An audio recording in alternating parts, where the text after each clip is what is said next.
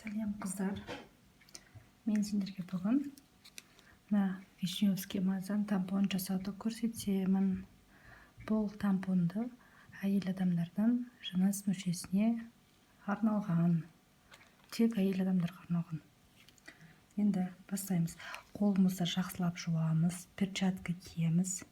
Перчатка киетін себебіміз Вишневский маздың өзіне тән бір иісі бар, білесіздер, иә? Екіншіден тазалық. Мына больницаларда, стационарларда сондай тазалықты сақтамасақ та, шамалы болсын, үй жағдайында стерильныйды сақтау керек.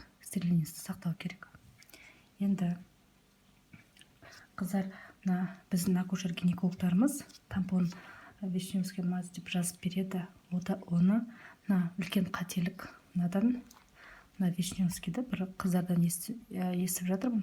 Мынадан Вишневскийді кәдімгі обычный магазинде, аптекада сатылатын тампондарға жағып жатырға қояды екен. Бұл үлкен қате. Бұны гинекологтар тампон жасаңдар дегенде мынандай айтқан. Мынандай дейміз. Бұл вообще болмайды, қыздар.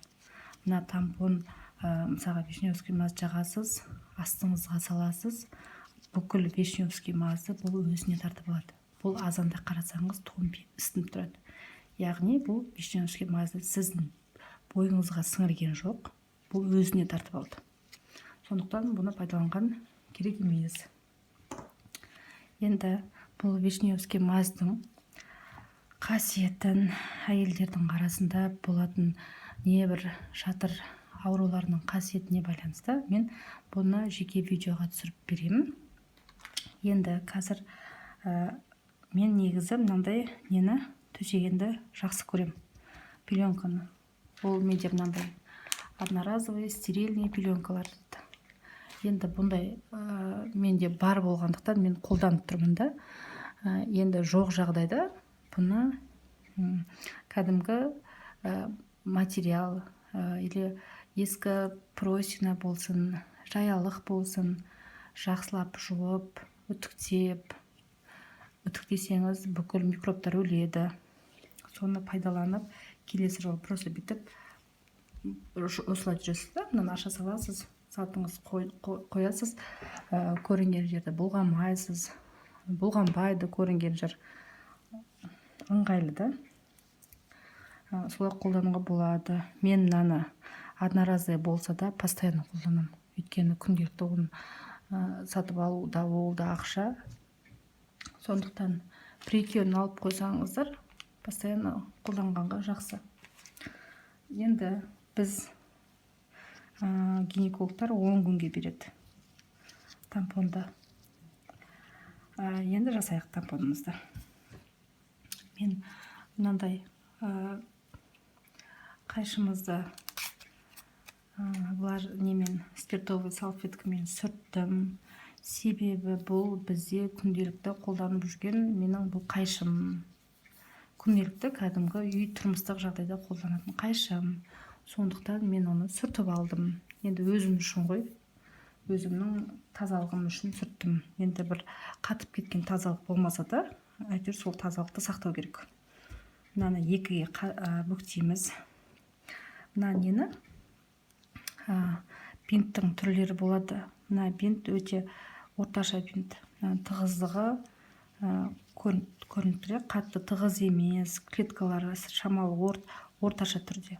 Бір бинттер болады, жұмсақ болады.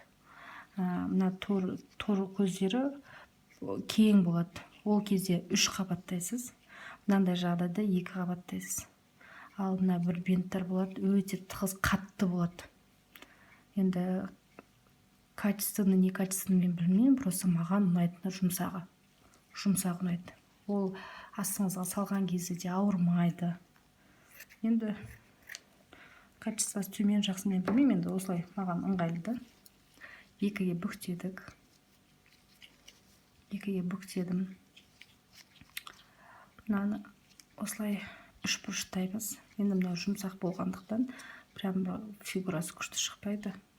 Мынаны шашақтар шыға берсін, бізге бұл бинтіміздің ішіне салынатын болғандықтан бізге ол қатты қажет емес. Үшбұрыштаймыз. Шамалы кішкене шығады ғой. Оны ішіне қайырып саламыз. Сонда бізде мынандай үшбұрыш шығады. Не жасап қойдым. Енді мына жерде тесік бар ғой, қайырылып кіргізген. Мына қолдың ұшындай осылай кіреді бұл, иә. Мына жағы не бітеу, мына үшбұрыш осылай. Міне осылай. Осы жерге, осы үшбұрыштың ішіне вишневский маздың шай қасық пен жарты қасық, жарттан шамалы көптеу болса да ештеңе қылмайды. Одан аз болып қалмасын. Міне жарты қып, кәдімгідей көрінетіндей қып салдым көз мөлшермен. Міне уже сыртына шығып көрініп тұр. Аз болса да қыздар болмайды, эффектісі болмай қалады. Ол марлыдан шығып сіздің денеңізге тарқайым дегенше. Енді мына бұл әрине біз стерильный бинт аламыз ғой аптекадан. Біз бір бинтті әр қолданған сайын бір бинтті аша бермейміз. Мысалға да бір бинтті полный қолданып бітеміз. Ол ашқаннан кейін 2 сағаттан кейін ол уже не стерильный болып есептеледі. Сондықтан стерильный бинт деп айтылады негізі. Стерильный бинт пайдаланамыз деп. Рас қой, ол 2 сағаттан кейін бинтті ашқаннан кейін уже ол не стерильный болып есептеледі. 2 сағатқа шыдайды. Мына жаңағы мына салбаған үшбұрыштың ішіндегі мазьды мынаны көп мөлшерде алудың қажеті жоқ. Қатты үлкен болса да жыныс мүшесіне салғанда ол ауыртады, астыңызды ісіндіреді, қызартады. Ондайлықтың болудың қажет жоқ. Ол мына сіздің вишневскийіңізден емес, ол сіздің мына марлыңыздан. Өйткені сіз үлкен қып істеп қоясыз да оны. Тура ортасына үшбұрышты қоямыз. Мына жағы бізге кіру керек. Неге қарай? Жатыр мойнына. Осылай қайырамыз, бүйтіп несін шығарамыз шетін. Бұрап. Мына екеуі ашылып кетпеу керек. Не? Осындай ұзынша шықты бізде. Енді мына аптекаларда бізде не бар? Нитка дейді. Медицинский кәдімгі нитка дейді. Стерильный нитка деп жатады. Менде бұндай таусылып қалған. Сондықтан мен мына нитканы пайдаланамын.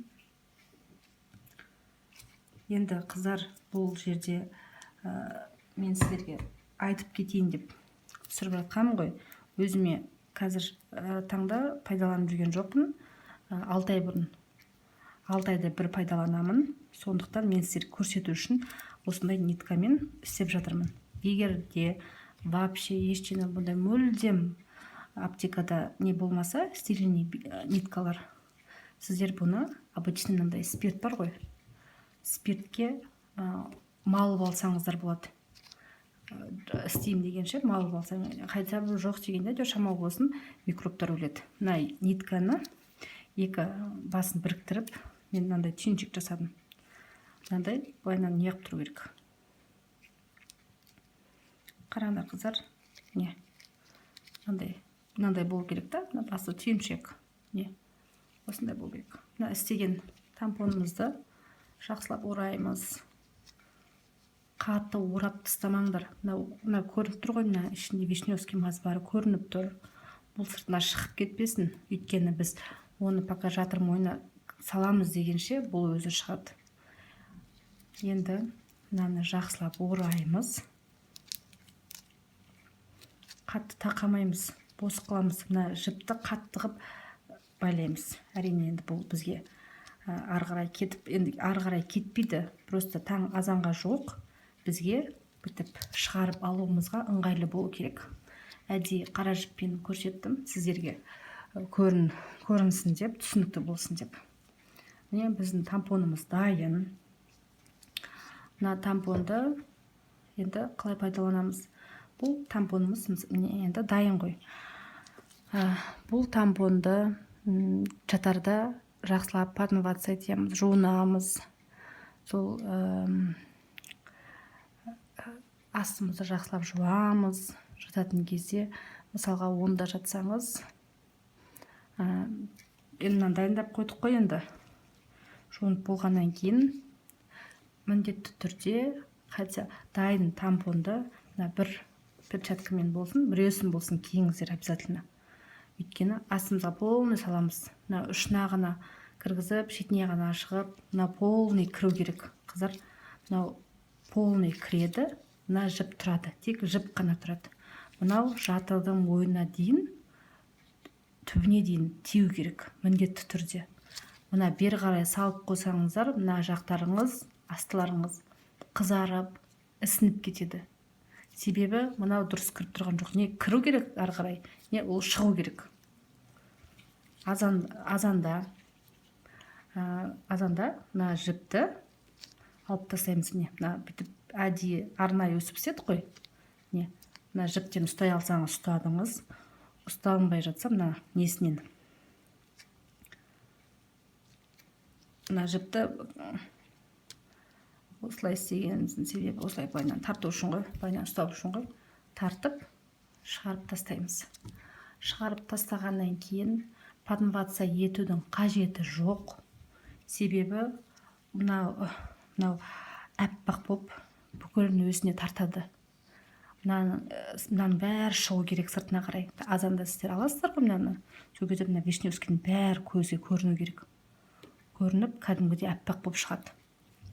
Мен сіздерге мына вишневскийдің пайдасын келесі видеомда көрсетемін. Қыздар, көп сөйледі деп ренжімеңдер. Сіздерге мына қазақи түрде, қазақ тілінде түсіндіргім келеді.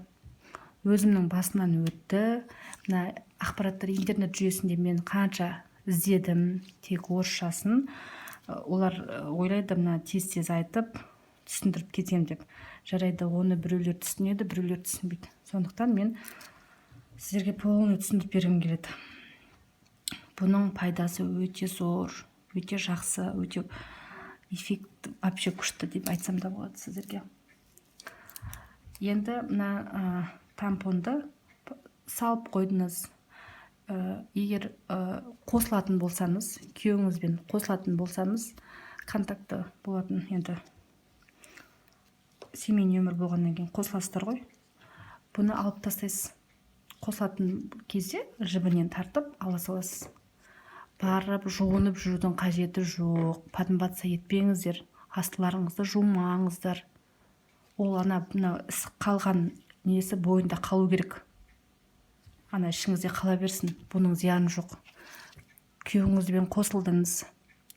Қосылғаннан кейін тоже подмываться етудің қажеті жоқ. Енді көтере алмай жүрген болсаңыз. Егер просто мына профилактика үшін, эрозия, басқа да ауруларды, женский ауруларды емдеуге үшін пайдаланып жүрсеңіз, онда жуына беріңіз. Солай айтам да. Сосын осылай пайдаланасыз. Азанда алып жуып аласыз. Кешке жақын міндетті түрде қайтадан тампон жасардың алдында міндетті түрде жуынасыз, жақсылап. Сосын осын қайтадан саласыз. Тампонда. Осылай. Сіздерге түсінікті болған шығар деп ойлаймын. Рахмет, сау болыңыздар.